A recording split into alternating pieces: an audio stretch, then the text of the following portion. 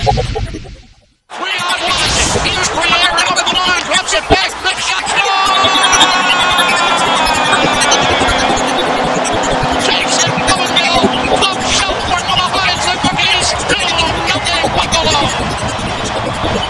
Hockey fans in Western New York know that voice so well. It belongs to the longest tenured play-by-play voice in the National Hockey League. We welcome him in. Rick Jeanneret, play-by-play voice of the Buffalo Sabres since 1971. Rick, it's great to have you with us on the hot list. Well, thank you very much. Nice to be here. I know the calls, like you did the top shelf from Mama Hides the Cookies. These guys are good, scary good. Call it cop.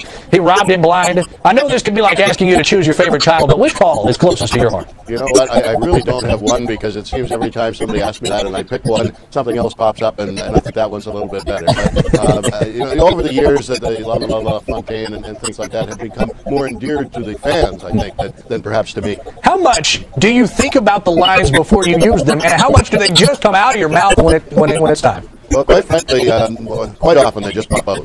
There haven't been a few that I've talked about. There's a few that I've thought about, like Top Shelf for Mama Hides the Cookies. That came up several years ago, as a matter of fact. I'd forgotten all about it, and then I brought it back again. But basically, the ones that I've been most noted for are the ones that have just popped up. Folks that listen to you, they know how passionate you are about the Buffalo Sabres. Rick, where does that passion come from?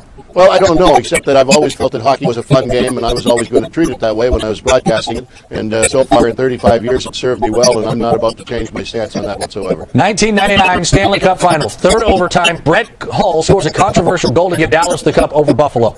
How painful was your call on that play? I think it was painful for me. It was more painful for the fans of Western New York, and believe me, till today, it is still painful in Western New York. The Buffalo Sabres fans don't think that they ever lost that Stanley Cup. They think the series should still be going. We're showing the video right now. No doubt the fans of Western New York not appreciating us for that. Rick, do you remember the call on that play? I don't. As a matter of fact, I do not remember the call whatsoever. But I know that I was not a happy camper at that point in time. Safe to say you don't think that should have been a goal, eh?